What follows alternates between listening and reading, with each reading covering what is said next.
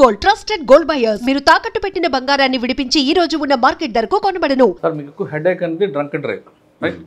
అటువంటి కేసుల్లో మీకు బాగా ఫన్ ఉంది కానీ లేదు మీకే ఇన్ని రకాల లాజిక్ ఉందా అని అనిపించే కేసులు ఉన్నాయా? ఇదే ఇప్పుడు మొన్న మా ఎస్ఐ గారు పట్టుకునేటప్పుడు లేకపోతే మా స్టాఫ్ మేము చెక్ చేసేటప్పుడు డ్రంక్ అంటే ఆల్కహాల్ ఆల్రెడీ లోపల ఉంది అంటే ఇంకా ఆడుకున్న గట్స్ ఇంకెవరికి ఉండవు. సో ఏమైనా చేసేస్తాడు. అవసరమైతే పబ్లిక్లో తీసి డబ్బులు ఎంత ఇవ్వాలి అన్న రేంజ్లో కూడా మాట్లాడి అక్కడ అతనికి ఏం చేస్తున్నాడో కూడా తెలియదు. లేకపోతే మేము పట్టుకుంటామా ఓకే ఓకే సరే వెళ్తానని మా ఎదురుగానే బయలుదేరిపోవడం రెడీ అయిపోతూ ఉంటాడు అంటే వాడికి తెలియదు. లేకపోతే సంతకం మనం ప్రాపర్ డాక్యుమెంటేషన్ ఉంటుంది అవన్నీ కూడా సంతకాలు అయి పెట్టిన తర్వాత వెళ్ళిపోమంటారికి వెళ్ళిపోవచ్చు అని అంటాడు. లేకపోతే ఏదైనా ఉంటే ఇక్కడే తేల్చేస్తాను అంటాడు. డాక్యుమెంటేషన్ వరకు కాకుండా అసలు ముందు నోట్లో పైప్ పెట్టుకున్నప్పుడు చాలా మంది పడతారు కదా. పైపు ఇంకా అసలు అది పైప్ పెట్టంటే ఇంకా అది మామూలు సెర కాదు, అది సేవ, నిజంగా సేవ. అంత సేవ మనం తల్లిదండ్రులకి చేస్తే చాలా ఉపయోగం కూడా. అంత సేవ చేయాలి. చిన్న పిల్లోడు ఉంటారు చూసారా, చిన్నప్పుడు మనం మనసులో ఉన్నప్పుడు పెడతా ఉంటాం కదా, ఆల్మోస్ట్ అంత పని చేయాలి మేము మా స్టాఫ్ కూడా. అంటే కొంతమంది చేస్తారు, కొంతమంది యాక్టింగ్ చేస్తారు, మామూలు యాక్టింగ్ కాదు. ఇంకా ఆస్కార్కి నామినేట్ అయ్యే వాళ్ళు కూడా చాలా మంది ఉన్నారు మా దగ్గర. స్టిల్ ఆఖరికి వాళ్ళతో ఊదించలేక వీడితో పడలేమని చెప్పి తీసుకెళ్ళి లా అండ్ ఆర్డర్ చెప్పిన రోజులు కూడా ఉన్నాయి. అంటే అబ్స్ట్రక్షన్ టు ది డ్యూటీ కదా. కొంతమంది ఫ్రెండ్స్ పుట్టినరోజు తాగుతారు, మీకు దొరికారు అనుకోండి ఏం చేస్తారు? వదిలిపెడతారా? కేక్ కట్ చేయిస్తారా? దొరుకుతారు. బెజవాడ పోలీసు కానుక వాళ్ళకి ఏమైనా ఇస్తారా? అల్టిమేట్ గా బర్త్డే బాయ్ ఉంటే విశేష చెప్తామండి. లీగల్ యాక్షన్ అనేది డెఫినెట్ గా ఉంటుంది, దాంట్లో ఇదేం లేదు. అది తాగి ఉన్నా ఏది ఉన్నా కానీ ఏదైనా రోడ్డు పుట్టినరోజు అన్నాడు కదా మరి ఎంపతి చూపించారా? అసలు ఎప్పుడు లేదు. వైలేషన్ విషయంలో ఎప్పుడు ఎంపతి లేదు. బట్ ఎడ్యుకేట్ చేయడానికి లేదా అక్కడ ఉన్న సర్కమ్స్టాన్సెస్ని బట్టి అవసరమైతే ఫైన్ వేయకుండా వాడికి ఎడ్యుకేట్ చేస్తే ఉపయోగపడదు అనుకుంటే చేస్తాం తప్ప డ్రంక్ అండ్ డ్రైవ్ తాగి రోడ్ల మీద తాగి మీకు దొరికాడు, వాడి జోబులు డబ్బులు లేవు, ఏం చేస్తారు? అప్పుడు డబ్బులు అవసరం లేదండి. అక్కడ వెహికల్ లేదు, ఇంటికి వెళ్ళాలి ఎలా? లేదండి, వెహికల్ అసలు తాగి రోడ్కి మళ్ళీ మనం వెహికల్ అలా ఇస్తాం. అదే అంటాను నేను. ఇప్పుడు ఒక అతను నాతో డిస్కషన్ చేశాడు, మీరు ఇస్తారా లేకపోతే నేను పొలిటికల్గా అలాగే చేయనా ఇలాగ చేయనా? డ్రంక్ అండ్ డ్రైవ్లు ఎవరు చేయరండి. చేసినా ఒకవేళ సోన్సో డ్రంక్ అండ్ డ్రైవ్ సార్ ఇది సోన్సో అంటే ఎవరు ఏం క్వశ్చన్ చేయరు. కానీ కొంతమంది మీకు ఆపగానే ముందు నేమ్ బోర్డు చూస్తాడు, నేను ఎవరో తెలుసా అంటాడు, ఇంత రకాల తీసుకొచ్చి ఫోన్ మాట్లాడు అంటాడు. అటువంటి వాళ్ళతో మాట్లాడతారా? లేదు బాబా కూర్చోబెట్టి దిగే వరకు కొంచెం పంపిస్తారా? ఇంకొక రకంగా ఉంటారు, నీకు వార్నింగ్ ఇస్తారు వాళ్ళు. రీసెంట్గానే జరిగింది, నేను బిఆర్డిఎస్ రోడ్లో చెక్ చేస్తూ ఉంటే చెక్ చేస్తే అతను మాకు కోఆపరేట్ చేయలేం, ఊతాడు. బట్ దాంట్లో గాలి వెళ్ళాలి కదా, మీరు అన్నారు కదా ఊదు ఊతాడు. బట్ దాంట్లోకి మనకు కావాల్సిన ప్రెజర్ వెళ్దాం, ఊరికే షో ఇవన్నీ ఇలా పెద్దగా వచ్చేస్తాయి. కానీ లోపలికి వెళ్ళాల్సిన అమౌంట్ ఆఫ్ ప్రెజర్ లోపలికి వెళ్దాం. జనరల్గా అది మామూలు కామన్గా ఊతే సరిపోద్దండి, అది రీడింగ్ వచ్చేస్తుంది. అది కూడా వదడం. ఎంత షో చేస్తాడంటే ఈ మాత్రం పెద్దగా అయిపోయి వీడేదో నిజంగా ఎఫర్ట్ పెడతారంటే అనిపిస్తూ ఉంటుంది. బట్ బై ఎక్స్పీరియన్స్ మనకు తెలుసు వాడు ఏం చేస్తున్నాడు. అలా కాదు నాన్న ఇలా వదాలి అని చెప్పేసి మనం ఎక్స్ప్లెయిన్ చేస్తాం. ఫస్ట్ పేషెంట్స్ కూడా మాట్లాడతాం, తర్వాత కొంత డోస్ పెంచుతాం, తర్వాత మనం కూడా ఎగ్జాస్ట్ అయిపోయే పరిస్థితి తీసుకొస్తూ ఉంటాడు.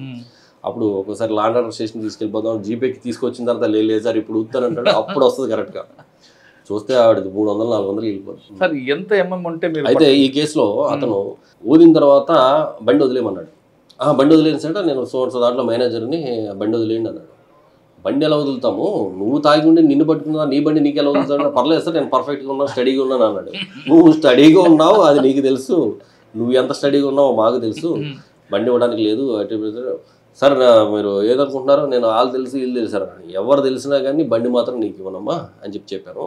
ఒక లీడర్కి చేస్తే చెప్పాను ఇతను కండిషన్ బాగాలేదండి, బండి ఇవ్వను, బట్ బండి రిలీజ్ చేస్తాను, బట్ వేరే పర్సన్ని పంపించండి అతనికి ఇచ్చి పంపిస్తాను, ఇతని మీద కేసు బుక్ చేస్తామని అంటే ఇతను వెంటనే ప్లేట్ చేంజ్ చేసేసి వెంటనే సిఏ గారు నన్ను తిట్టారు, నన్ను కొట్టారు, అది ఇది హల్చల్ చేసి TV9తో మాట్లాడుతున్నాను అని చెప్పి హలో TV9 అన్నాడు.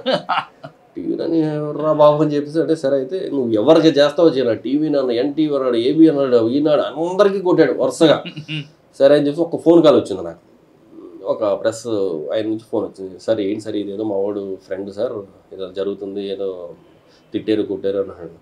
బాబు ప్రతిదీ ఆయన సార్ మా దగ్గరికి విజిట్ చేసిన ప్రతి ఫస్ట్ స్టెప్ దగ్గర నుంచి కూడా ఇప్పుడు ఈ కథాకళి వరకు కూడా ప్రతిదీ రికార్డెడ్, ఎవ్రీథింగ్ రికార్డెడ్ అయింది. మా దగ్గర రికార్డు కూడా ఉంది, మీరు వస్తే మీకు ప్లే చేస్తా ఉన్నారు. సారీ సార్ ఏంటి సార్ అన్నారు, ఇది ఇలా జరిగింది, మీకు కావాలంటే బండి పంపిస్తాము, బట్ ఇతనికైతే ఇవ్వము, ఇతనేమో కోర్టుకి వెళ్ళి ఫైన్ పే చేసుకోవాలి, ఇతను మాత్రం పరిస్థితి బాగాలేదు, క్రిమినల్ కేసు బుక్ చేయిస్తాము, చాలా ఇదిగా మాట్లాడతాడు అని చెప్పేసి చెప్తే ఇతను ఇంకా రకరకాలుగా అన్ని ప్రయత్నాలు చేసేసిన తర్వాత ఒక 41 అవర్కి మరి వేసి దిగిపోయిందో తెలియలేదు, లేకపోతే ఏం జరిగిందో తెలియలేదు. వెంటనే లెగ్స్ కాళ్ళు పట్టుకుంటాను వదిలేండి అని, నువ్వు కాళ్ళు కాదు కదా ఏం పట్టుకున్నా వదిలే ప్రసక్తి లేదు, ముందు ల్యాండ్ ఆర్డర్కి వెళ్ళి ల్యాండ్ ఆర్డర్కి హ్యాండ్ ఓవర్ సార్. ఇటువంటి కేసుల్లో వాళ్ళతో ఆర్గ్యుమెంట్ చేయకుండా కరెక్ట్గా ల్యాండ్ ఆర్డర్ తీసుకొచ్చి 353 పెడితే బెస్ట్ టైం కదా. అంటే 353 అనేది అసాల్ట్ అన్ని సందర్భాల్లోనూ చేయాలంటే ప్రతి ఒక్కరిని పెట్టాలండి డ్రంకెన్ రేస్లో.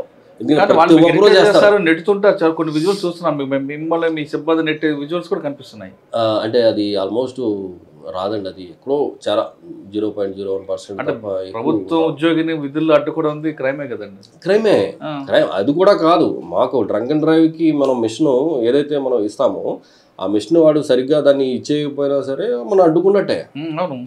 సో మనం మన ప్రయత్నం ముందు చేసిన తర్వాత ఇప్పుడు ల్యాండ్ ఆర్డర్కి బోల్డ్ హెడేక్ ఉంటుంది సార్, ప్రతిదీ మనం తీసుకెళ్ళి అక్కడ పెట్టాలంటే వాళ్ళకి హెడేక్ కదా.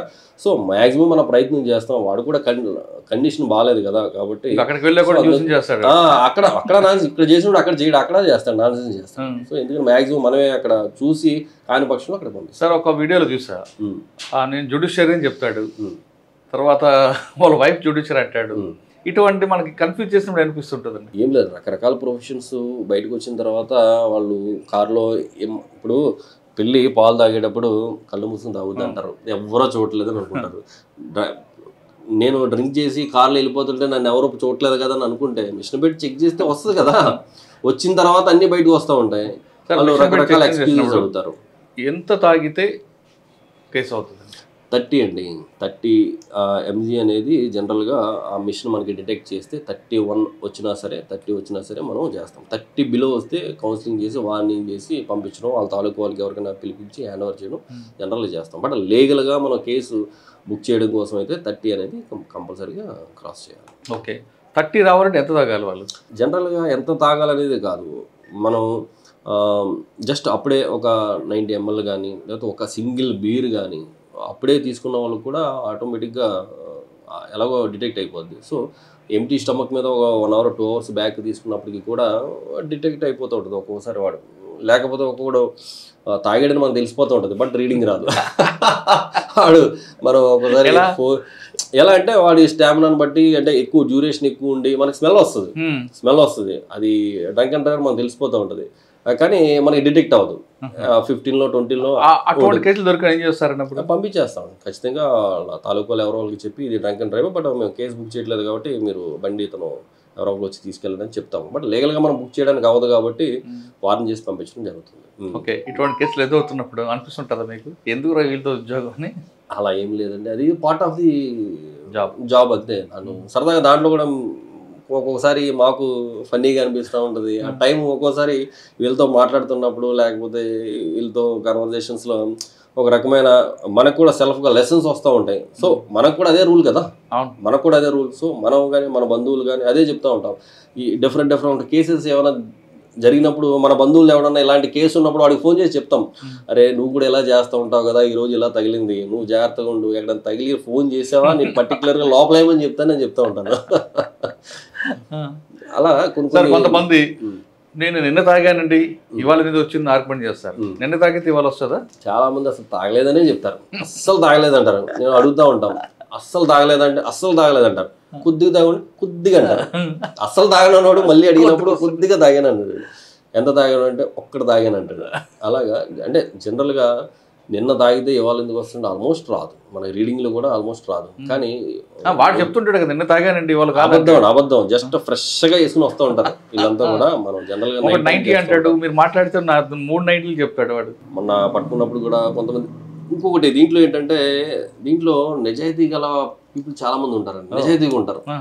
అడిగినట్టు మనం ఒకటంటే లేదు సార్ నేను 3 వేసాను అంటాడు ఒకడు. మొన్న ఏదో వీడియో చూసా, ఒక ఆయన 30 ml 90 అంటే పక్కన ఫ్రెండ్ వచ్చి కాదు కదరా మనం 390 వేసామని చెప్పిస్తుంటాడు. నిజాయితీగా ఉంటారు. అంటే కొంతమంది పనులు చేసుకునే వాళ్ళు ఉంటారు, పాపం వాళ్ళకి తెలియదు మనం ఏం చెక్ చేస్తున్నాము, మనం తర్వాత ఏం చేస్తామో కూడా వాళ్ళకి నాలెడ్జ్ ఉంటుంది జనరల్గా కూడా.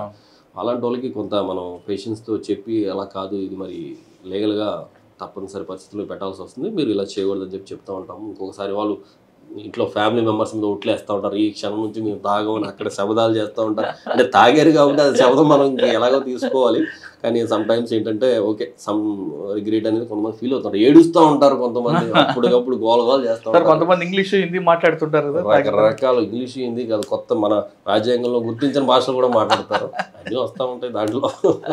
సార్ ఫైనల్గా చెప్పండి, బెజవాడ పబ్లిక్ హ్యాపీగా ఉండాలి, ఇంటి నుంచి ఆఫీస్కి వెళ్ళిన వాళ్ళు తిరిగి ఇంటికి రావాలి క్షేమంగా అంటే ఏం చేయాలి సార్? ఏదైనా సరే ముందు స్టడీస్ చూసుకున్నట్టయితే ఇంకా రోడ్ సేఫ్టీలో ఫస్ట్ ఆఫ్ ఆల్ స్పీడ్ అండి, 2 రాంగ్ పార్కింగ్ అండి హైవేస్ మీద కావచ్చు, 3 హెల్మెట్స్.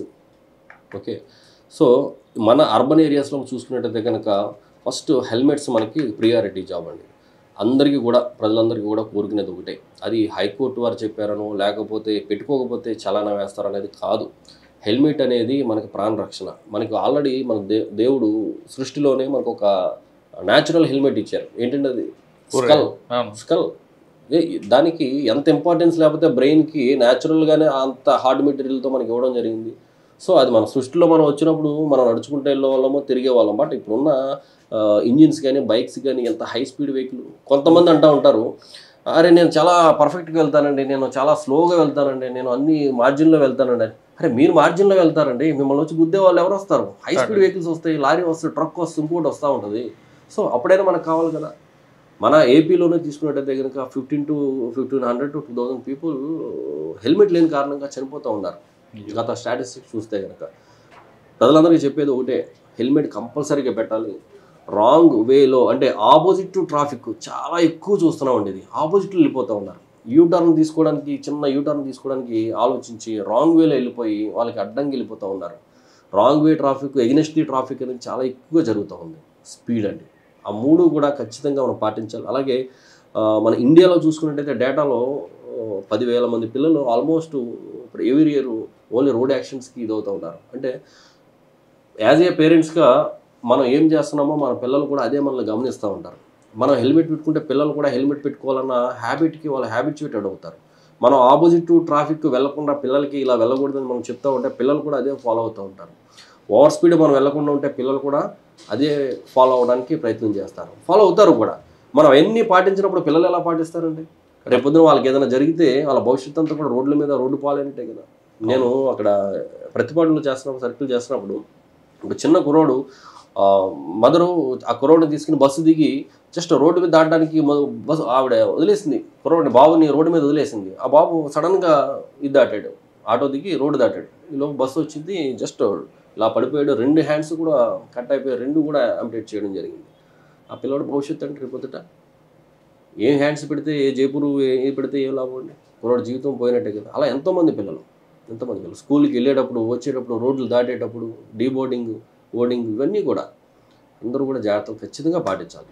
ఇంటి నుంచి వెళ్ళిన వ్యక్తి తిరిగి క్షేమంగా రావాలంటే ట్రాఫిక్ నిబంధనలు పాటించాలంటున్నారు బెజవాడ పోలీసులు. ముఖ్యంగా ట్రాఫిక్ నిబంధనలు పాటించకుండా హెల్మెట్ పెట్టుకోకపోతే మనకి నష్టం. కోర్టు చెప్పిందనో లేదని పోలీసులు చూసి పెట్టుకోవడం కాదు, మనగా మనలో పుట్టాలి. బయట నుంచి వచ్చిన వ్యక్తి ఇంట్లోంచి బయటకు వస్తున్నప్పుడు సెల్ ఫోన్ ఎలా క్యారీ చేస్తామో ఫోన్తో పాటు హెల్మెట్ కూడా క్యారీ చేయని అంటున్నారు కిషోర్ బాబు గారు. ఆయన ట్రాఫిక్ వైలేటర్స్ని ఒక ఎంపతిగా చూస్తాను, కానీ డ్రంక్ అండ్ డ్రైవర్ దొరికితే మాత్రం అక్కడ ఎంపతి ఉండదు, రూల్ ఆఫ్ లా కరెక్ట్గా వెళ్తుందని చెప్తున్నారు. ఖచ్చితంగా మీరందరూ కూడా హెల్మెట్ పెట్టుకోండి, ట్రాఫిక్ నిబంధనలు పాటించండి. And for more videos, please subscribe to iDream. Please subscribe to iDream. Please subscribe iDream. And please subscribe to iDream. For more videos, subscribe to iDream. please like, share and subscribe to the channel. Congratulations, iDream. Subscribe to iDream. Subscribe to iDream. So subscribe to iDream Media. iDream ki iDream team andarki huge congratulations. Please subscribe iDream Media. Please subscribe to iDream. Subscribe iDream. Please subscribe to iDream. iDream అంటే నా కళల channel subscribe చేసుకున్న నోరు తిరుగుతలేదు, మీరైతే గంట గుర్తు కొట్టండి. For more such videos, please subscribe to iDream. Subscribe to iDream. Please subscribe to iDream. Please subscribe iDream Media. Please do subscribe to iDream. Please subscribe to iDream Media. For best entertainment and information, please subscribe iDream. And don't forget to subscribe to iDream.